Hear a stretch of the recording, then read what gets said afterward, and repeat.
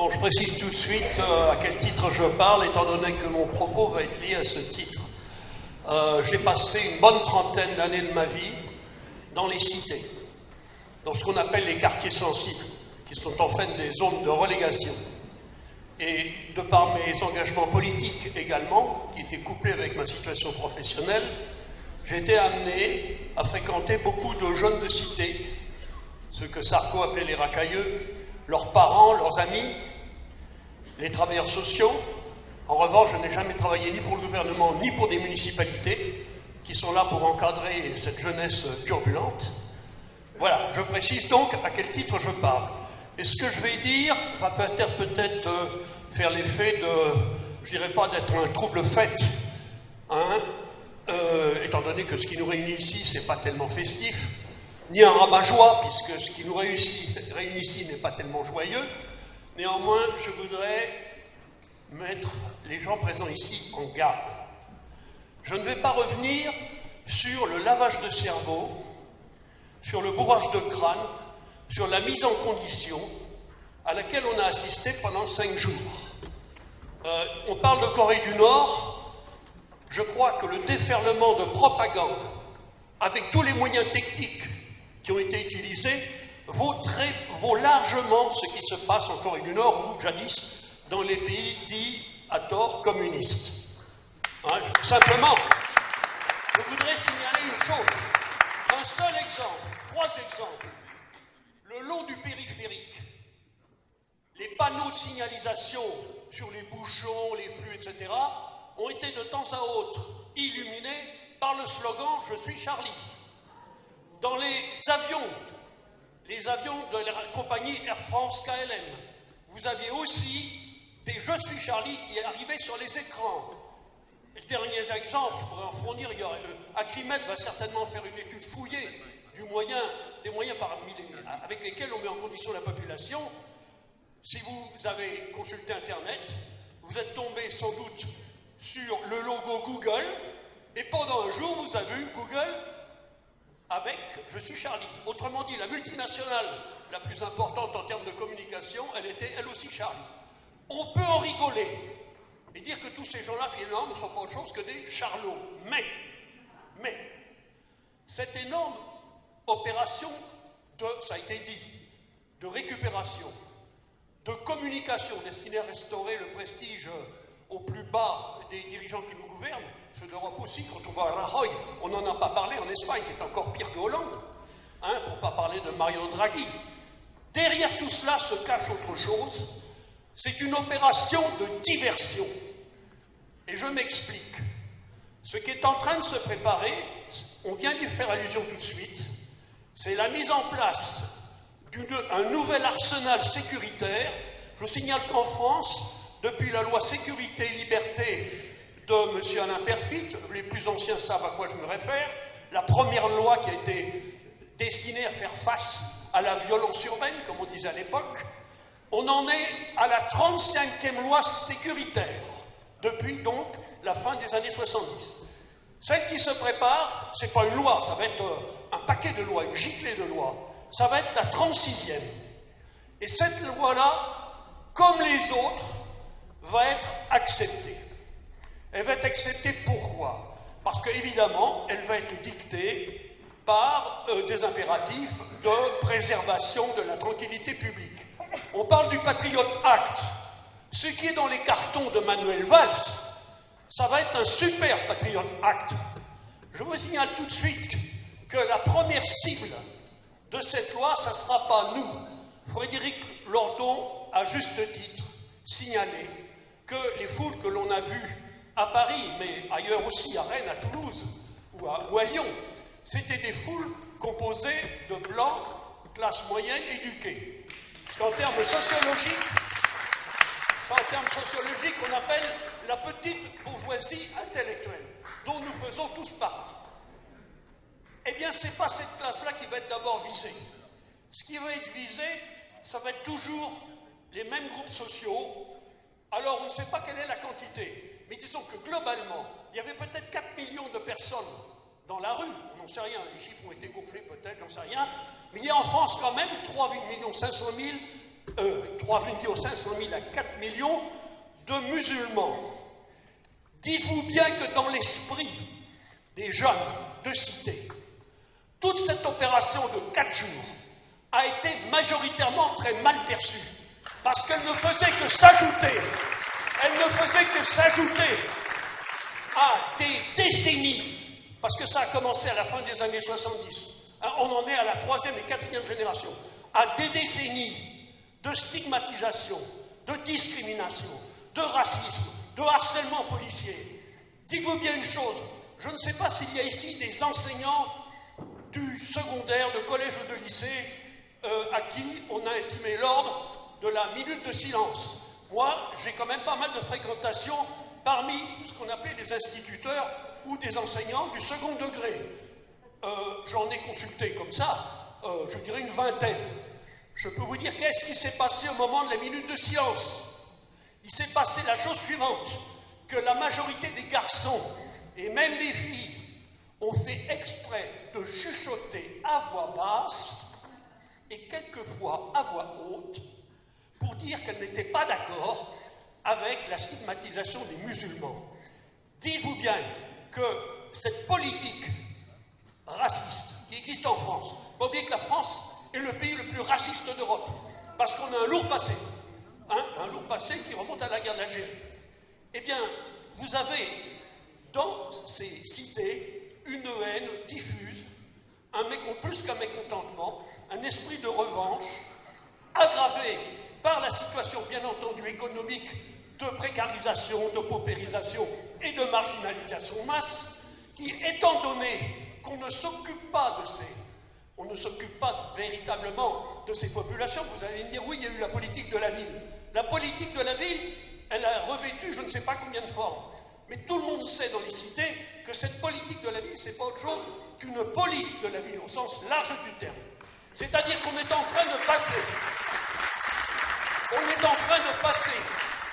d'une société de contrôle, ou plutôt, jadis on disait société de surveillance, après société de contrôle. Ce qui s'annonce à l'horizon, c'est une société de contrainte.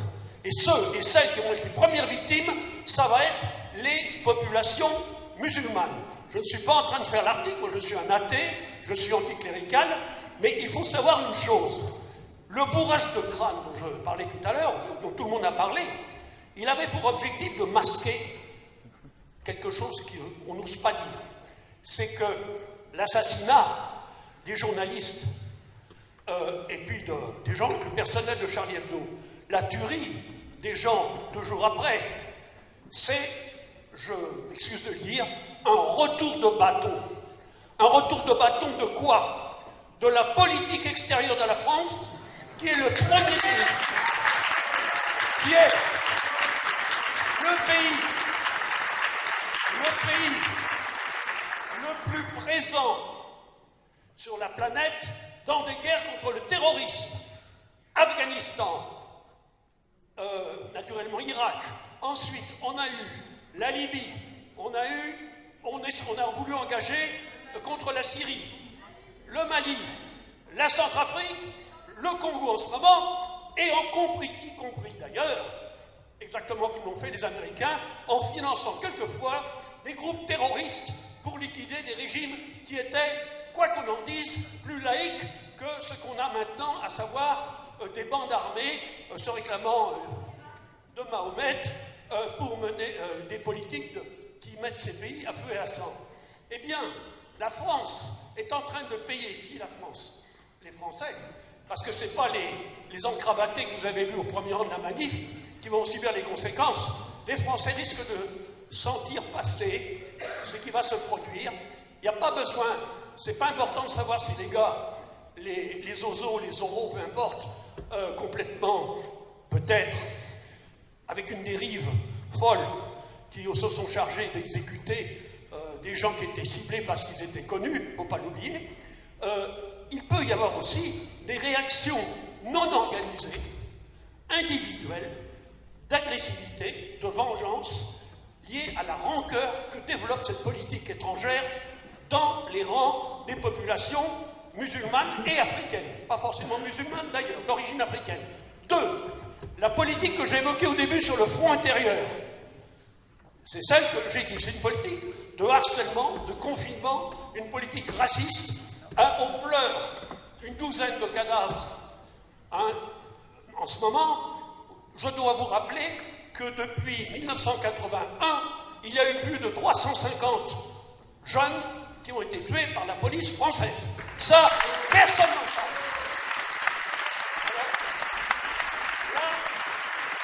Voilà. Alors, pourquoi je termine ici, je ne veux pas être long, je termine ici, je crois qu'il faut faire attention. Je suis le premier à rigoler des religieux, des calotins. Moi, je fais partie d'une vieille génération qui lisait avec délectation un journal qui s'appelait Ciné-Massacre, qui se foutait de la religion catholique de manière extrêmement violente. Il ne faut pas oublier une chose, c'est que si en France on aime bien rigoler de tout, encore c'est à voir, on a affaire à des gens qui ne rigolent pas du tout. Et ces gens qui ne rigolent pas du tout, ils risquent de se manifester de manière extrêmement violente si on continue à les traiter comme des parias, comme des suspects. Donc voilà.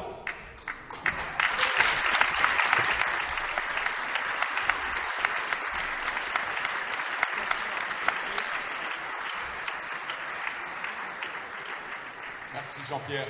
Nous allons maintenant donner la parole à Éric Coquerel du Parti de gauche. Donc Éric était déjà présent à notre réunion en octobre à la Bourse du Travail et il a été signataire au nom du Parti de gauche de la lettre que nous avons envoyée à Laurence Bloch.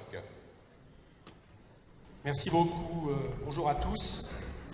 Bon, je vois dans les réactions dans la salle que, en gros, les débats qui ont été au sein de différentes organisations, au sein de la société, au sein de la gauche, se reflètent à travers les différents orateurs et ce que j'entends.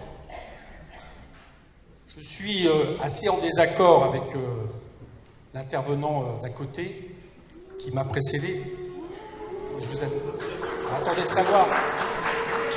Non, je suis assez en désaccord parce que je pense effectivement que tout cela a à voir avec la politique de l'OTAN, la politique de la France, j'y viendrai après. Mais comme ça a été dit, les gens qui ont assassiné ce Charlie ne rigolent pas du tout. Mais ils ne rigolent pas du tout parce que, ne vous faites pas d'illusions, ce sont les mêmes qui ont assassiné les leaders du Front populaire tunisien il y a peu. Ce sont les mêmes qui, en réalité, ne supportent pas le désaccord, ne supportent pas la contradiction, ne supportent pas les caricatures, ne supportent pas les blasphèmes, ne supportent pas une certaine vision de la gauche que nous avons, nous. Et moi, je crois une chose, c'est que si ceux de Charlie ont été assassinés, ils n'ont pas frappé n'importe qui. Ils nous ont frappés. Ils n'ont pas été frappés, effectivement, je ne sais quelle officine d'extrême droite qui prêche l'islamophobie. Ils ont été frappés des antiracistes. Ils ont été frappés des laïcs. Ils ont été frappés parce qu'ils espéraient une chose. C'est qu'à travers ces meurtres, ou en tout cas leurs commanditaires, eh bien, la France allait verser immédiatement dans la haine, dans le choc des civilisations. Allait verser immédiatement parce que le contexte aujourd'hui, effectivement, c'est Zemmour, c'est Houellebecq, et que leur pronostic, c'était que de partout de la société, montre quelque chose qui était, eh bien, vous l'avez bien dit, vous voyez, vous qui, gauchistes, bien pensants, niez le fait que la France est en guerre, qu'il y a un acte du bien contre le mal. On vous l'avait bien dit, puisque même les vôtres sont assassinés. Je dis une chose, c'est que les tueurs politiques qui ont assassiné ce Charlie, je ne les mets pas en équivalence avec tous les musulmans de France, avec tous ceux qui en ont assez dans les quartiers. Je ne pousse pas le fait qu'il y ait quelque part, dans les mondes des quartiers, le fait qu'ils se sentent d'une manière ou d'une autre en adéquation avec des tueurs fous qui s'acharnent sur un de nos camarades Chard au point de lui mettre 7 balles dans la tête pour lui enlever son visage. Moi, je ne fais pas ce signe d'égalité, je ne fais pas non plus le signe d'égalité entre Daesh, entre Al-Qaïda et entre tous ceux qui luttent contre l'OTAN et l'impérialisme américain. Parce que si on fait ce genre de signe d'égalité, si on pense que parce que la politique française eh bien, peut nous envoyer des tueurs et qu'il va falloir justement faire de plus en plus attention parce qu'on pense d'une manière ou d'une autre que justement nous serions en guerre, eh bien nous alimentons ce discours-là. Nous alimentons le discours du choc des civilisations. Excusez-moi, j'ai introduit un peu de manière comme ça, mais je vais revenir sur une chose. Je n'ai pas non plus la même analyse que je dois dire, je trouve, je la comprends, tous les débats sont possibles. Tous les débats sont possibles, mais je n'ai pas non plus la même analyse sur ce qui s'est passé ce week-end. Tout ce que je disais tout à l'heure, par rapport à Zemmour, par rapport à Le Pen, par rapport à Houellebecq, on parle de France Inter tout à l'heure, mais c'est quand même incroyable, le matin même, France Inter, Houellebecq, qui explique son espèce de délire, comme quoi il y aurait un régime islamique en 2022 en France. On a un auditeur qui appelle, qui dit une seule chose, qui explique que non, il se trompe, c'est dans 10 ans plus tard. Et il n'y a pas un journaliste de France Inter qui réplique par rapport à ça. Voilà le contexte dans lequel nous étions mercredi matin. Alors je vais vous dire une chose, merci à Charlie. C'est terrible ce que je vais dire parce que j'aurais évidemment jamais souhaité le faire, parce que de ma génération, c'est nos potes Charlie. Mais merci à Charlie parce que, je vais vous dire, si jamais ce n'était pas eux qui avaient assassiné, si jamais du coup la réaction de la société française n'était pas venue de l'autre côté, c'est-à-dire d'un côté humaniste, je ne sais pas comment ça serait passé ces jours-ci. Parce que tout le discours de haine était prévu. C'est vrai ce qui a par contre été dit. Il y a eu une propagande, c'est évident. On a entendu toute la journée de samedi des gens qui étaient en train de nous dire, avec l'aide de Benjamin Netanyahou, avec l'aide de Kuckerman, avec l'aide d'autres intellectuels qui nous expliquaient, ça y est, vous l'avez bien vu, on est en guerre, c'est là qu'il y a contre le mal, etc., etc. Mais la manif n'a pas fait ça. C'est pas vrai. Pour ceux qui étaient là, la manif n'a pas fait ça. Vous faites une erreur, pourquoi? D'abord parce que c'était peut-être des petits bourgeois, peut-être que c'était des petits bourgeois. Mais le fait que 4 millions de personnes défilent dans la rue au moment où il y a ça, où il y a un traumatisme, et mettre un message de fraternité républicaine, non pas un discours de haine, mais c'est un point gagné, c'est un acquis par rapport à la situation. Il faut bien le comprendre, nous sommes sur une poudrière. Donc oui, c'est un acquis.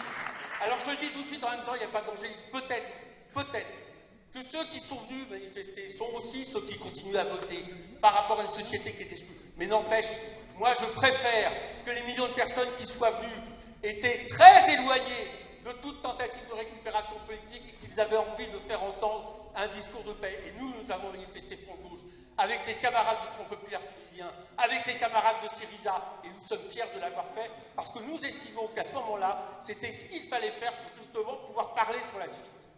La suite, c'est quoi? C'est que la situation que je décris, il ne faut pas non plus faire d'illusions.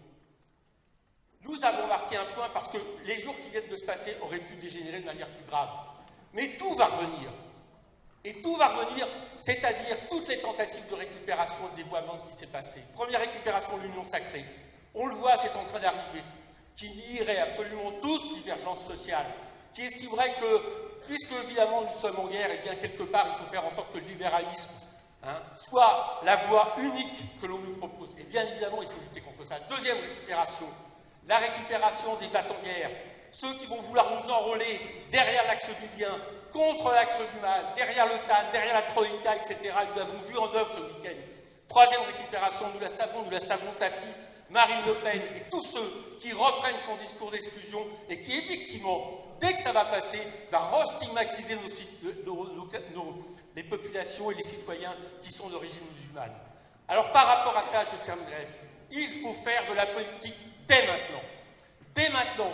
C'est le meilleur service et c'est le plus bel hommage que nous puissions rendre à Charlie. Il faut dire que derrière ces politiques, il faut refuser l'austérité. Et pourquoi faut refuser l'austérité? Parce que nous, à gauche, nous pensons que quand un môme d'un quartier naît, il ne naît pas terroriste. Ça, c'est vrai. Et que, effectivement, quand il y a l'austérité dans les quartiers, quand il n'y a plus d'enseignants, quand il n'y a plus d'éducateurs, quand dans les prisons, où on nous dit qu'ils sont rentrés, ils sont ressortis bêtes fauves parce qu'ils ont vu des gens qu'ils n'auraient pas dû voir, il faut vider en partie les prisons, il faut avoir le courage de le dire. Il y a des mômes qui n'ont rien à faire dans les prisons. Il faut mettre de l'argent dans les formateurs. Il faut mettre de l'argent, il n'y a plus un sou, dans les gens qui, à la sortie des prisons, prennent ceux qui ont été dans les prisons pour pouvoir faire en sorte qu'ils reprennent une vie normale. Il faut mettre de l'argent partout parce que l'austérité, c'est aussi, au bout d'un moment, la fin des services publics. C'est le MEDEF, c'est le chômage, c'est cette politique qui fait en sorte que notre pays aujourd'hui soit en bord du péril. La deuxième chose, c'est qu'il faut la paix. La France ne peut plus, comme Hollande le fait depuis des années, être derrière l'OTAN. Demain, il y a un vote à l'Assemblée. Il faut voter non contre la continuité de la guerre en Irak. Il faut choisir un camp qui n'est pas celui de l'impérialisme américain et des intérêts américains, il faut choisir un camp qui soit celui de la paix. Et je terminerai sur une chose. Il y avait une grande aspiration à la démocratie dans les marches de ce week-end. Il faut plus de démocratie dans ce pays. Il faut revenir à plus de souveraineté. Les gens en ont marre qu'on prenne des décisions ailleurs. Les gens en ont marre qu'on leur applique des politiques d'austérité. Et ça passe par une chose. C'est que moi, je pense que Hollande, ne vous faites pas d'illusions. Hollande a récupéré quelques points sur la posture qu'il a eue ce week-end. Mais je crois qu'il faut quand même en finir avec cette 5e République. Il faut revenir à une 6e République. Il faut désobéir par rapport à une Europe qui aujourd'hui est en train de mettre le peuple français dans une situation, et les peuples européens ailleurs, dans des situations insupportables. Voilà, je crois que c'est ça le message. Si aujourd'hui, je pense à Charles, je pense à Tillous, parce que très franchement, bon, je sais qu'ici, il n'y a pas que des camarades, il y a des camarades du Front de Gauche, du FPA, des gens, mais bon, des rédacs chefs, quoi, qui ont le poing levé en disant que votre Front de Gauche, il n'y en a pas beaucoup, quoi. Hein. Donc, moi, je crois une chose, pour leur rendre hommage, il faut refaire tout de suite de la politique et être à la hauteur de ce qui s'est passé ce week-end et faire en sorte aussi que ceux qui n'étaient pas là ce week-end sentent que ce pays est le leur. Merci.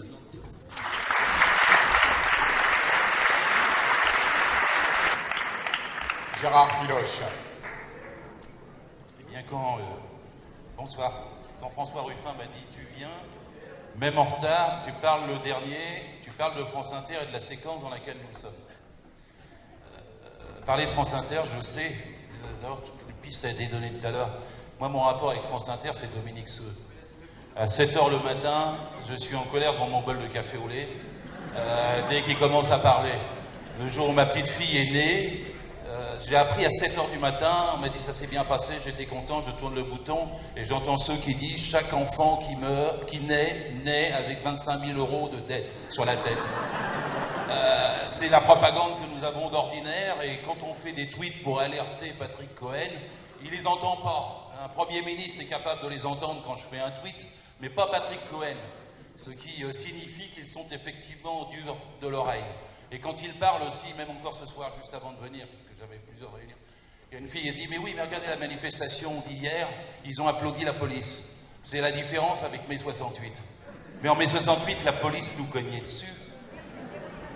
Tandis que là, elle a eu un rôle de service public et républicain pour protéger les gens.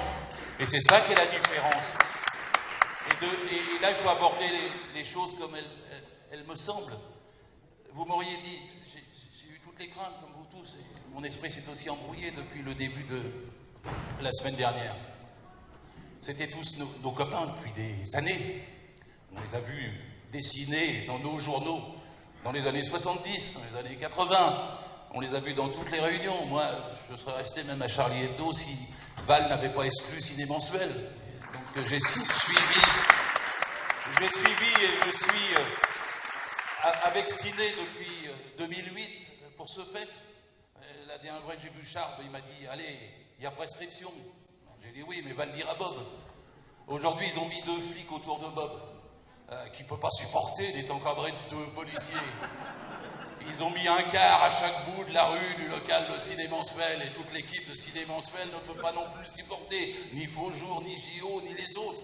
Ils ont proposé d'ailleurs d'aider Charlie à continuer là. La réponse n'est pas faite, mais peut-être qu'il y a des moments où des unifications pourraient s'opérer. Mais en l'occurrence, la question est, j'ai entendu ce qui m'a précédé. Alors moi, j'y vais aussi. Vous m'auriez dit que la manifestation allait se dérouler comme hier. Elle s'est déroulée. Je ne vous aurais pas cru. Parce qu'il y avait tellement de gens qui disaient « Oh, ben ça va hurler dans tous les sens.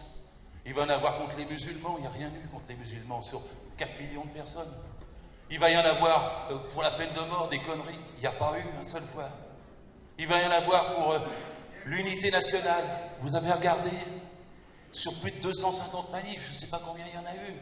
Il n'y a pas une seule banderole qui dit unité nationale. Pas une seule. Vous n'avez pas eu une seule banderole pour appeler à la vengeance, à la guerre. Il y avait même très rarement le mot terrorisme. Les manifs d'hier, le symbole, c'était un crayon. C'était un crayon partout.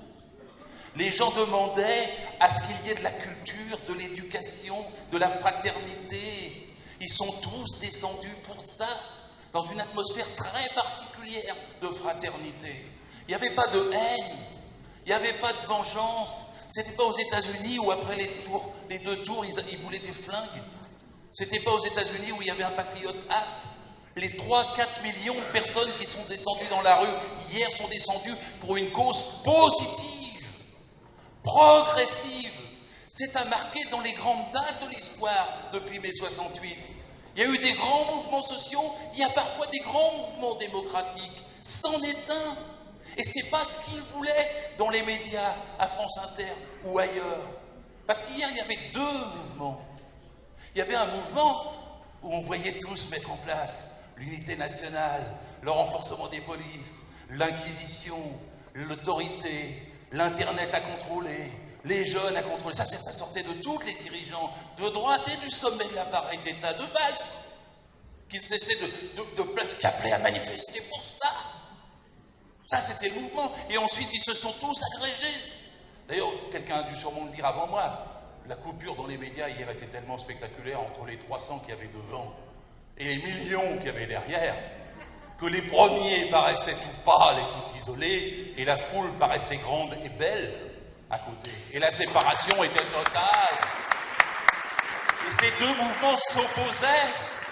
Les gens qui voulaient manifester ne correspondaient pas à ce que la direction voulait qu'ils fassent. Ils voulaient prendre en contrôle la manifestation. Tous les médias étaient aux ordres pour prendre en contrôle la manifestation. Mais la manifestation n'est pas rentrée dans ce cadre, nulle part. Regardez les inventions qu'il y a eu dans toutes les villes, la créativité. Il y a des dessins dans Internet. Mais c'est Génération Dessin qui est née hier. Et c'était pas évident. Millions de personnes disent « Je suis Charlie ». Même ceux qui ne le connaissaient pas et qui vont le découvrir. C'est positif pour nous. C'est un lien avec mai 68. Évidemment, comme Ciné Mensuel, comme tout ce qui est cette culture qui s'est passée, le droit au blasphème. J'ai entendu maintenant des orateurs, et même sur France Inter, il y avait une qui disait quand même, le droit au blasphème, ça se défend. Il y a encore le problème du concordat en Alsace-Lorraine, mais le droit au blasphème, quand même, ça a été une conquête de la Révolution française. Depuis le Chevalier de la Barre, Voltaire, on parle du droit au blasphème et on dit qu'il ne doit plus être interdit. C'est une question importante, cette question-là. Et alors qu'on disait Charlie Hebdo, c'est des excès, ils font des trucs absolument abominables, scatologiques, provocateurs, sarcastiques, exagérés, excessifs. Tous les gens disent non, non, je fais des dessins comme eux. Regardez les 200, 300, 400, 500 dessins qui sont sortis sur Internet. Ils reprennent, il y a même des enfants évidemment qui s'y mettent. Il faut le prendre dans le sens positif. Si on se met à désespérer sur la manifestation d'hier, on désespère de 4 millions de personnes qui sont dans notre camp. Je ne veux pas entendre parler de petites bourgeoisies. C'est notre camp. Et il faut savoir quand il y a un affrontement de ce type, différencier ceux qui veulent le récupérer et nous qui ne le voulons pas. C'est pas la première fois que ça arrive. J'ai un peu d'expérience dans la discussion, mais vous vous souvenez des attentats chez Tati 1986. Il y a eu la même discussion. Il y avait des gens qui disaient on n'y va pas. Pourtant, les attentats, ça visait ceux qui faisaient leur cours chez Tati. C'était les nôtres, évidemment. Et alors, il y avait une discussion pour savoir on n'y va pas parce qu'à l'époque, c'était le RPR, il va. Et je me rappelle exactement la discussion. Jamais, c'est une récupération si on y va parce que le RPR y va. Qu'est-ce qui s'est passé à l'époque pour ceux qui s'en souviennent en 1986 ? Il y a eu 100 à 200 000 personnes contre les poseurs de bombes et en solidarité. Et il y a eu 1000 UMP, les RPR de l'époque, qui sont partis la queue basse à toute vitesse devant le rapport de force qu'il y avait. C'est toujours comme ça. L'unité nationale, ça ne se décrète pas. Il faut embrigader les têtes pour y parvenir. Elles ne sont pas embrigadées en ce moment. Ça n'a pas marché hier. Ce qui marche, c'est le mouvement qui peut sortir de ça. Alors, je dirais, demain, qu'est-ce qui va se passer ? Et après, qu'est-ce qu'il y a comme suite ? Mais demain, peut-être, il n'y aura rien. Comme souvent, après des très grands mouvements comme ça. Mais les très grands mouvements laissent toujours des traces dans les consciences. Et c'est les traces dans les consciences qui ensuite fermentent et trouvent leur chemin sur d'autres terrains. Le fait qu'on veuille plus d'argent pour l'éducation, le fait qu'on veuille plus d'argent pour la culture, le fait qu'on veuille plus de liberté, le droit au blasphème, les libertés d'expression, c'est une idée très très forte. Parce qu'après on m'a dit, reparle Gérard de la loi Macron. On m'a dit, même dans la réunion où j'étais, on m'a dit, ça ne va pas être facile à faire, le lien. Mais le lien est facile à faire. La loi Macron s'exerce contre le même public qui manifestait hier. C'est un public où il va être question de licencier plus facilement, où il va être question de le faire travailler le dimanche, où il va être question de le faire travailler de nuit. Et quand les gens sont en mouvement, ils sont plus réceptifs au débat des idées que quand ils ne sont pas en mouvement. Et c'est de ça que nous allons essayer de faire le lien dans les jours qui viennent. C'est ça qu'il faut transformer.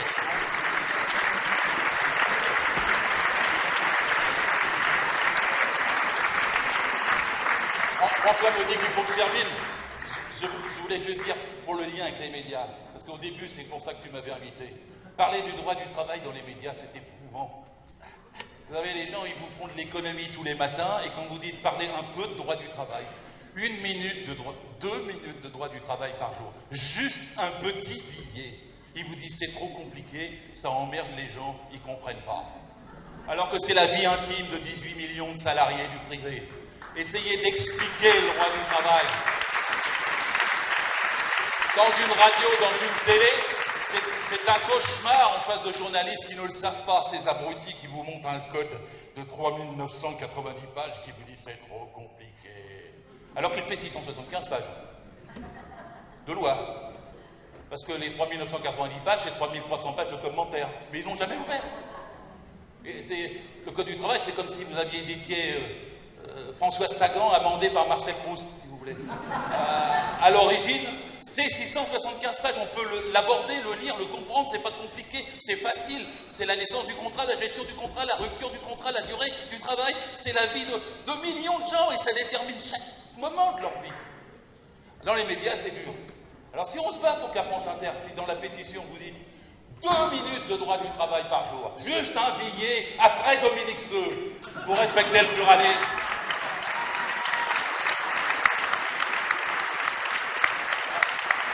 Il me dit qu'il faut que j'arrête. Merci.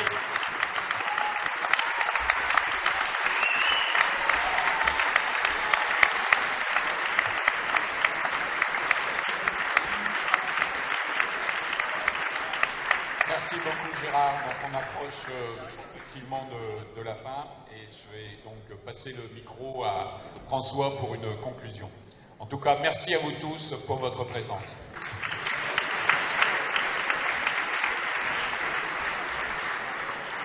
Bon, en conclusion, il n'y aura pas de conclusion. Hein. Pardon? D'accord. Merci pour les caricatures et merci pour plein d'autres choses.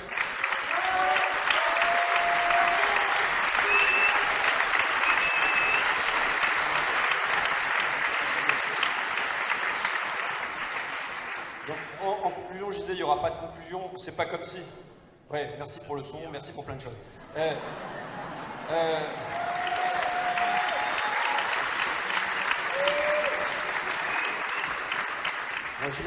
Je reprends. En conclusion, il n'y aura pas de conclusion. Donc, non, je pense qu'un certain nombre de questions. Est-ce qu'il faut une analyse de classe des manifestations d'hier? Quel est le rôle de la politique étrangère? Quel est le ressenti de la dernière séquence dans les quartiers populaires et ainsi de suite? Je pense que ces questions-là sont ouvertes. Le mérite de la soirée d'aujourd'hui aura été de les ouvrir parce qu'on ne peut pas dire que ça a été tant le cas jusqu'à aujourd'hui.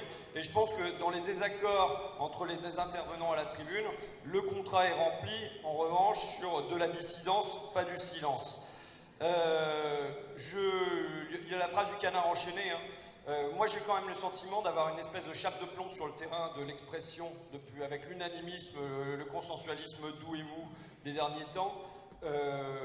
Cette phrase du canard peut toujours servir. La liberté d'expression ne s'use que si l'on ne s'en sert pas. Et je pense qu'on ne doit pas s'en servir que le jour où il y a des drames qui interviennent. Moi, j'avoue que le Fakir était pour l'essentiel un journal qui a une lecture socio-économique du monde et ma crainte c'est que dans les temps à venir la lecture socio-économique devienne complètement interdite, reléguée, évincée par une lecture culturalo-confessionnelle quoi.